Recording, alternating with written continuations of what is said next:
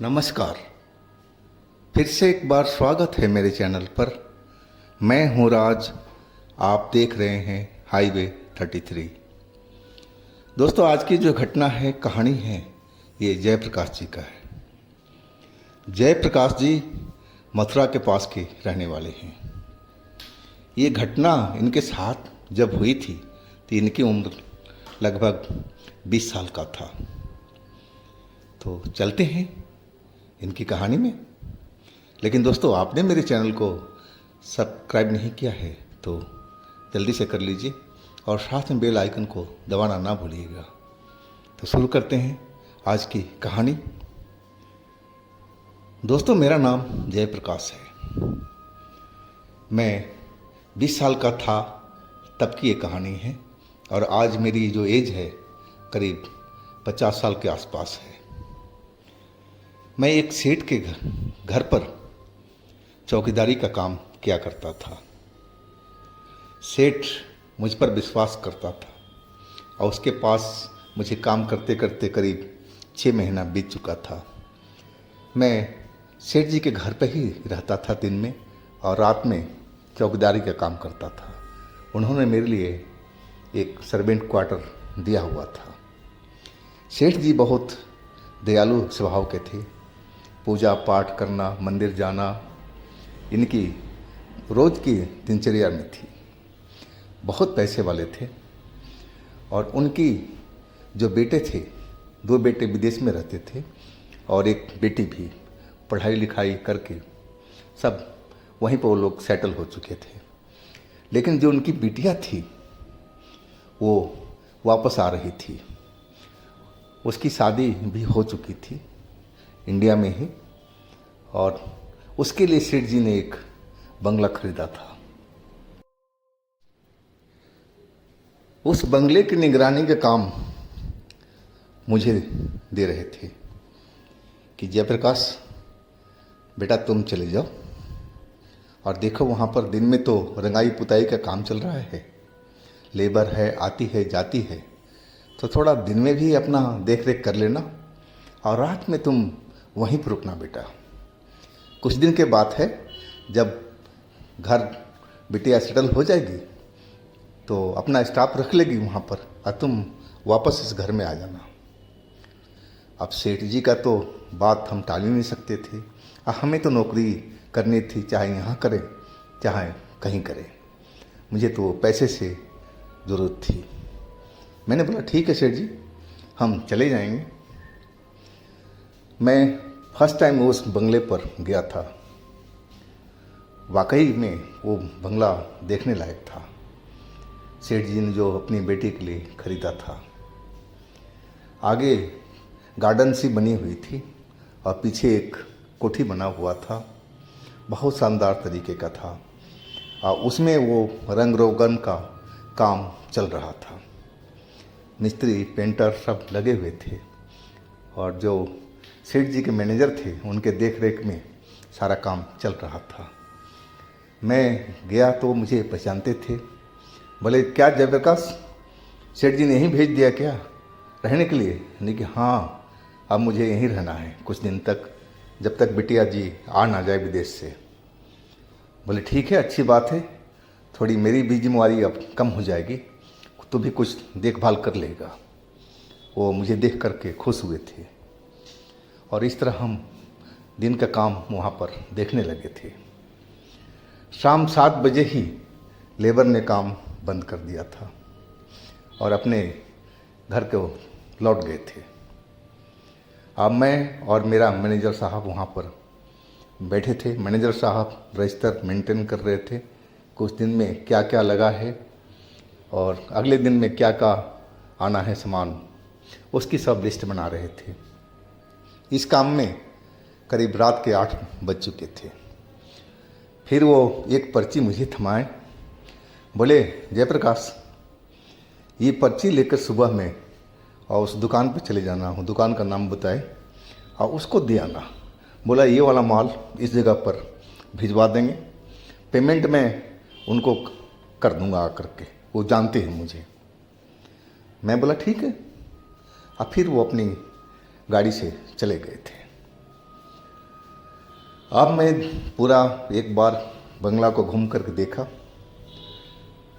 दरवाज़ा जो खुला था मैंने बंद किया। अब चाबी तो मेरे पास में थी। अब मैं तो अब सोच रहा था कि खाने पीने का प्रबंध किया जाए, लेकिन यहाँ तो अभी खाने बनाने का कोई सिस्टम था ही नहीं। तो मुझे अब होटल की तलाश में जाना था रोड पर। और मैं गेट पर ताला मार करके और चल पड़ा था होटल की तलाश में। करीब 1 किलोमीटर के आसपास में मुझे एक होटल मिल गया था। वो रोड पर ही बना हुआ था, ढाबा था। अब मैं वहाँ खाना खा करके और कुछ देर वहाँ के लोगों से बातचीत करके और फिर मैं अपने वापस कोठी की तरफ चला आया था। जब कोठी में पहुँचा तो रात के करीब 10 के आसपास का टाइम हो चुका था। 10 से ऊपर का ही टाइम हो चुका था। मुझे ज़्यादातर मैं भूल जाता हूँ टाइम को लेकर के। मेरे पास घड़ी भी नहीं थी और अंदाज़ा एक लगा रहा था। जब मैं पहुँचा तो जो अंदर की बिजली थी वो बिजली नहीं थी, बिजली चली गई थी और अंधेरा हुआ पड़ा था। मैं मेन गेट का ताला खोल करके और फिर मैं अंदर आ गया था, जहाँ चौकीदार के लिए केबिन बना हुआ था। अब मैं वहाँ पर अपना कुर्सी लेकर के बैठ गया। अब मुझे करना क्या था, बस गेट पे ही तो बैठना था और तो कोई काम था नहीं रात में। अब पूरी तो हर तरफ से तो उसको बाउंड्री ऊंची ऊंची लगी हुई थी। चोर उचक्की की तो बहुत कम चांसेस थे कि उसमें घुस जाएंगे, यानी कि उस बाउंड्री के ऊपर भी कटीले तार लगे हुए थे हर तरफ से। तो चोर को घुसना तो नामुमकिन सा लग रहा था, लेकिन मैं फिर भी सतर्क था कि इसमें बहुत सारा इस तरह सामान पड़ा हुआ है, कहीं कुछ हो न जाए। और मैं उसके लिए यहाँ पर आया था कि कोई चोरी चकारी ना हो। मैं कुर्सी पर बैठ कर के और कोठी की तरफ देखता रहा, लाइट आने का इंतज़ार करता रहा। लाइट नहीं आई। अब आधी रात बीत चुका था। कोठी के जो गार्डन के एरिया था वहाँ पर कुछ पेड़ पौधे लगे हुए थे, जिसमें एक पेड़ जो बीच में लगा हुआ था वो कुछ बड़ा था और बाकी तो छोटे छोटे से लगे हुए थे। अब बड़ा वाला पेड़ के पास में मुझे एक सफ़ेद चमकती हुई चीज़ दिखाई पड़ी, जो कभी आगे जा रही थी, कभी पीछे जा रही थी, और वो पेड़ के आसपास ही मुझे दिखाई पड़ रही थी। तो गेट से दूरी तो काफ़ी थी और अंधेरे के वजह से मुझे साफ साफ दिखाई नहीं पड़ रहा था। बाकी वो जो सफ़ेद कपड़ा था या क्या था मुझे पहचान में नहीं आ रहा था। वैसे तो चांद की रात थी, पूरा चांद था, लेकिन आसमान में बादल छाए हुए थे, इसलिए चांद बादल में छिपा हुआ था और ऊपर से बिजली भी नहीं थी। मैं समझ नहीं पाया कि वो चमकती हुई चीज़ क्या है। और मैं वहाँ से चल पड़ा था। अब संजोग से मेरे पास में उस दिन टॉर्च भी नहीं था। टॉर्च में तो कोठी पर ही अपना था, जहाँ पहले मैं काम किया करता था। और मैं लाना भूल गया था वहाँ से। अब मैं चल दिया था उस जगह पर, उस पेड़ के नज़दीक। पेड़ के नज़दीक पहुँचा तो वो जो सफ़ेद जो चमक रही थी चीज़, वाकई में एक कपड़ा था और कपड़ा पहन रखा था एक औरत ने। जैसे ही मैं नज़दीक पहुँचने लगा, उस औरत का हुलिया मुझे दिखाई पड़ने लगा। देखने में जवान औरत थी, खुले हुए बाल थे और सफ़ेद कपड़ा पहन रखा था, और वही कपड़ा दूर से चमक रहा था उस अंधेरी रात में भी। मैं देख करके हैरान था कि लेबर तो सारी निकल चुकी है, अब तो कोई इसमें बचा नहीं है, तो ये औरत कहाँ से आ गई, कौन है ये औरत। मैं अपनी अंदाज में उसको डांट लगाने लगा, अरे कौन है तुम, और तुम यहाँ पर कैसे। मैं डांटते हुए उसको पूछने लगा। वो अब हमारी तरफ मुड़ गई। जैसे ही मुड़ी मैं उसका शक्ल देखा तो मेरे आत्मा तक कांप गया था। ऐसी खतरनाक शक्ल, इतना डरावना शक्ल तो बहुत कम ही देखने को मिलता है। उसकी जो चेहरे था बिल्कुल पिचका हुआ सा था और आंखें तो बिल्कुल अंदर धसी हुई थी। लेकिन उसकी जो आंखें थी उसमें से लग रहा था कि अंदर से कोई रोशनी सी निकल रही हो और वो चमक रही थी। अब तो वो मेरी तरफ घूम चुकी थी और एक ही आवाज़ बोली वो, भाग जा यहाँ से, भाग जा यहाँ से, नहीं तो तुझे मैं छोड़ूंगी नहीं। अब तो जैसे उसकी आवाज़ सुनकर के रही सही कसर भी मेरी पूरी हो चुकी थी। अब मैं करूँ तो क्या करूँ। मैं समझ गया कि ये कोई इंसान तो है नहीं, कोई आम औरत तो है नहीं, ये ज़रूर कोई आत्मा है या फिर कोई चुड़ैल है। और मैं वहाँ से पीछे हटने में ही अपनी भलाई समझी और तेज कदमों से मैं आ चुका था अपने गेट पर। जब गेट पर पहुँचा तो मेरा बदन एकदम थर थर थर थर काँप रहा था। वो जो औरत थी अभी भी उसी जगह पर अपना चक्कर लगा रही थी, उसी पेड़ के आसपास में। अभी भी उसका कपड़ा, वो तो दिखाई नहीं पड़ रही थी, लेकिन कपड़ा उसका चमकता हुआ मुझे नज़र आ रहा था। मेरे बदन में तो झुरझुरी सी हुई पड़ी थी, डर के मारे बदन कांप रहा था। मैं समझ नहीं पा रहा था कि इस वक्त में क्या मुझे इस जगह पर रहना चाहिए कि यहाँ से भाग जाना चाहिए। जान है तो जहान है, यही मैंने सोचा कि अगर उसने दोबारा उसकी नीयत बदल गई, अभी तो उसने मेरे को भगाने को बोला है। भगाने का मतलब ये होता है कि इस जगह से तुम भाग जाओ, लेकिन मैं तो गेट पर बैठा हुआ था और यही सोच करके मैं कि बेटा यहाँ से भाग ही लो, इसमें भलाई है, नहीं तो ये पता नहीं मेरे साथ में क्या करेगी।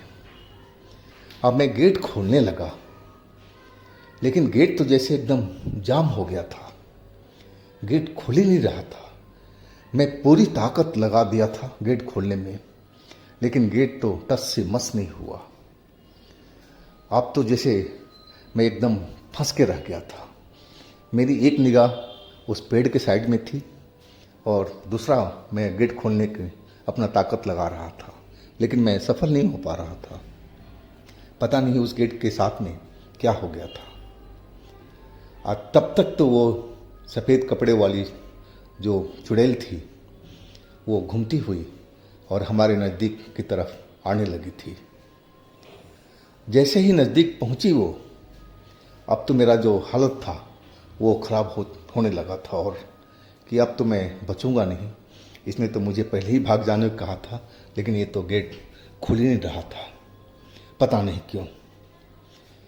और वो सफ़ेद कपड़ों वाली आत्मा या चुड़ैल, जो भी उसको बोला जाए, अब मेरे नज़दीक पहुंच गई थी। अब फिर वो बोली अपनी वही भरभराती हुई आवाज़ में, अभी तो तू यहीं पर है, तू भागा नहीं यहाँ से, क्या तुझे मरना मंजूर है? और उसने मेरी गर्दन को पकड़ लिया और जैसे ही गर्दन पकड़ा, मेरी तो जैसे सांस रुकने से लगी थी।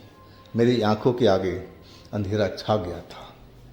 अब मैं अपना होश खो बैठा, मैं बेहोश हो गया था। उसके बाद मुझे नहीं मालूम कि मेरे साथ में उस चुड़ैल ने क्या किया।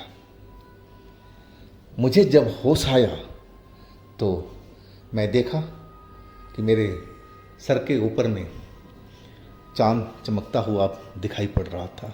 बादल छट चुके थे और हर तरफ रोशनी अब दिखाई पड़ रही थी।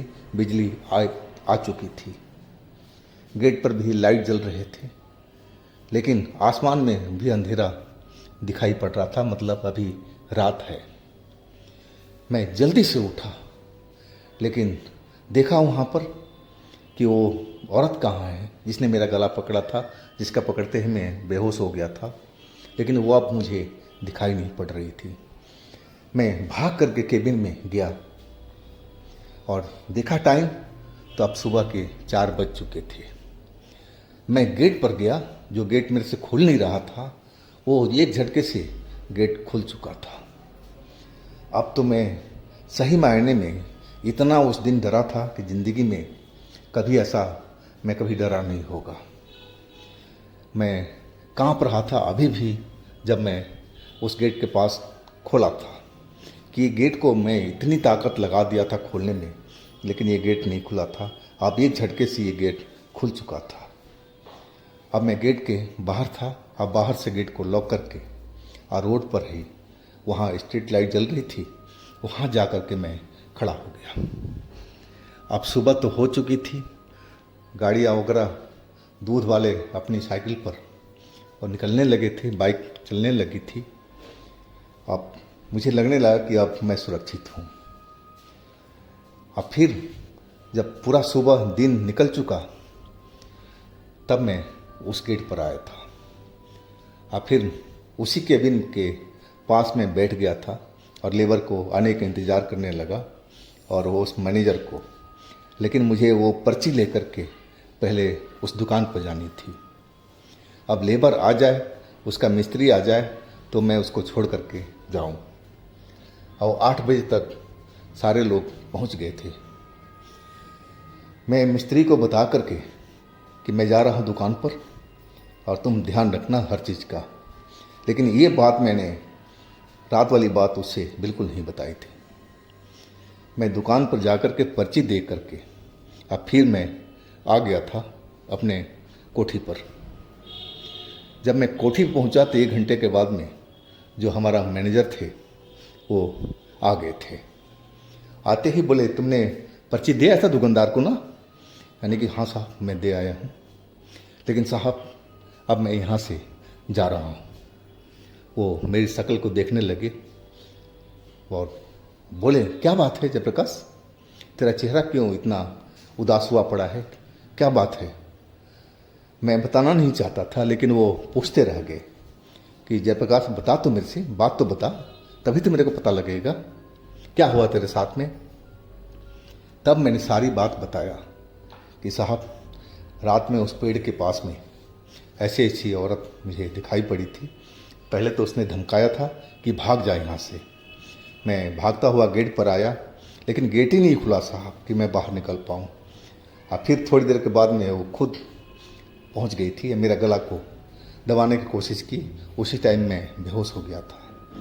आज जब मेरा होश आया तो सुबह हो चुकी थी और वो गेट जो मैं पूरी ताकत लगा कर खोलने की कोशिश किया था नहीं खुला था, अब एक झटके से खुल चुका था। साहब यहाँ कोई आत्मा है या कुछ चुड़ैल है, मैं यहाँ पर रुक नहीं पाऊँगा। मैं डरते हुए सारी बात मैनेजर को बता दिया था। अब जो मैनेजर था अब उसका मुंह खुला के खुला ही रह गया था, वो भी डर चुका था। और फिर बिल्कुल धीरे आवाज़ में बोला कि देखो जयप्रकाश, ये बात यहाँ के किसी को लेबर को ना बताना। बेशक तुम जाना हो चले जाओ, लेकिन यहाँ पर किसी को बोलना नहीं, नहीं तो सारे डर करके भाग जाएंगे। अब मैं फिर उस जगह पर रुका नहीं, मैं अपने सेठ के कमरे पर कोठी पर आ चुका था और सेठ जी को भी वही बात मैंने बताया था जो मैंने कुछ देखा था उस जगह पर। सेठ जी मेरी बात सुन कर के और चिंता में पड़ गए थे। वो जानते थे कि मैं कभी झूठ नहीं बोलता हूँ, जो बोलूँगा सच्चा ही बोलूँगा। वो बोलने लगे, ठीक है जयप्रकाश, तुझे उस जगह पर जाने की ज़रूरत नहीं है, अब मैं उस चीज़ का प्रबंध कराता हूँ। मैं हरिद्वार जा रहा हूँ और वहाँ से पंडितों को लेकर आता हूँ और वहाँ पर पूजा पाठ कराऊँगा। ज़रूर कोई वो जो आत्मा है वो सही नहीं है। तुम्हारे साथ में ऐसा कांड हुआ है तो मैं अपनी बिटिया को किसी संकट में नहीं डालना चाहता। और उसके बाद वो अगले दिन चले गए थे हरिद्वार, और उसके बाद क्या हुआ मुझे नहीं पता। बस इसके बाद मुझे मालूम हुआ कि बिटिया उस घर में आ चुकी है और राजी खुशी रह रही है। फिर मैं एक दिन सेठ जी को अकेले पा कर के और पूछ ही बैठा कि साहब जी उस चुड़ैल को क्या हुआ, भाग गई? बोले हाँ जयप्रकाश, तेरे को बताया था ना मैं कि मैं एक पंडित को लेने जा रहा हूँ और लेके आया था। पंडित ने पूरा घर को पवित्र किया, पूजा पाठ किया और उस आत्मा को भगा दिया वहाँ से। अब देखो बिटिया वहाँ पर रह रही है मज़े से, कोई दिक्कत नहीं है। तब मैं समझा था कि हाँ, भूत प्रेत नाम की कोई चीज़ भी होती है। तो दोस्तों, ये है जयप्रकाश जी की अपनी आप बीती। अगर आपके पास भी इस तरह का कोई अपना आप बीती है, कोई घटना है, तो आप मुझे इंस्टाग्राम पर या मेरे व्हाट्सएप नंबर पर शेयर कीजिएगा। आप मेरे दूसरे चैनल पर भी जाइए, उनमें भी अच्छी अच्छी कहानियाँ हम डाल रहे हैं जो आपको बेहद पसंद आएगी। तो उन कहानियों को भी मज़ा लीजिए। चैनल का लिंक मैं नीचे में दिया हुआ है डिस्क्रिप्शन बॉक्स में, तो एक बार ज़रूर विजिट कीजिए और हमारे इस चैनल को भी सब्सक्राइब कीजिए, लाइक कीजिए, शेयर कीजिए। फिर मिलते हैं अगले दिन एक नई घटना, एक नई कहानी के साथ में। आप लोग अपना बहुत ही ध्यान रखिएगा। नमस्कार।